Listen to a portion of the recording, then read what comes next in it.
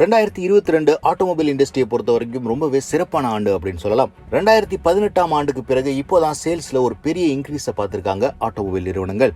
இதுல பல கார் நிறுவனங்கள் புதிய மாடல்கள் லான்ச் பண்ணியிருந்தாங்க இந்த ஆண்டை பொறுத்த வரைக்கும். ஆனா எல்லா கார் மாடல்களுமே சக்சஸ்ஃபுல்லா அமையல. இவ்வளவு டிமாண்ட் இருந்தும் 2022 லான்ச் ஆகி ஃபிளாப் ஆன கார்ஸை பத்தி தான் இந்த வீடியோல பார்க்க போறோம். முதல்ல நான் பார்க்க போறது மாருதி சுசுகியோட எஸ்பிரஸோ. இந்த கார் இந்த லிஸ்ட்ல இருக்கிறது உங்களுக்கு கொஞ்சம் ஆச்சரியமாவே இருக்கும். மாருதி சுசுகி இந்த காருக்கு அப்கிரேட் கொடுத்து புதிய கே சீரிஸ் இன்ஜினோட லான்ச் பண்ணியிருந்தாங்க லேட்டர் பார்ட் ஆஃப் 2022ல. ஆனா இந்த அப்கிரேட் எஸ்பிரஸோவோட சேல்ஸ் வால்யூம்ல எந்த விதமான இன்க்ரீஸும் கொண்டு வரல அப்படின்னு நான் சொல்லணும். மாருதி சுசுகி கார்கள்லயே இந்த பிரைஸ் பாயிண்ட்ல இவ்வளவு குறைவான கார்கள் விற்பனை செய்யறது எஸ்பிரஸோ தான் அப்படிங்கிற காரணத்தினால இது ஒரு ஃபெயிலியர் அப்படின்னு சொல்ல முடியும்.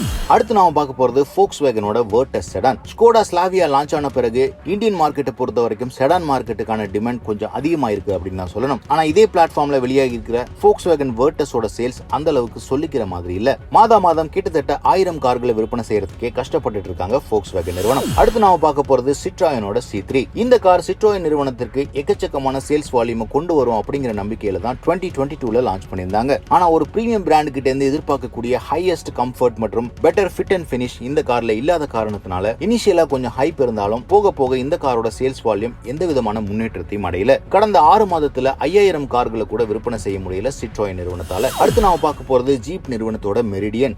டொயோட்டாவோட ஃபார்ச்சுனருக்கு டைரக்ட் காம்படிஷனா ஜீப் காம்பஸோட எக்ஸ்டெண்டட் வெர்ஷனா இந்த காரை லான்ச் பண்ணியிருந்தாங்க. பிரீமியம் ஃபீச்சர்ஸ் மற்றும் ஜீப்போட பிரைஸ் பாயிண்ட்ல கம்பேர் பண்ணும்போது ரொம்பவே குறைவான விலை அப்படின்னு தான் சொன்னாலும் இந்த காரும் மேஜரா எந்த விதமான சேல்ஸ் நம்பர்ஸையும் கொண்டு வரல ஜீப் நிறுவனத்துக்காக. மாதம் கிட்டத்தட்ட 200-300 கார்கள் தான் விற்பனை ஆயிட்டு இருக்கு ஜீப் மெரிடியனை பொறுத்த வரைக்கும். இந்த லிஸ்ட்ல உங்களுடைய ஃபேவரட் எது அப்படின்னு கமெண்ட் செக்ஷன்ல போடுங்க.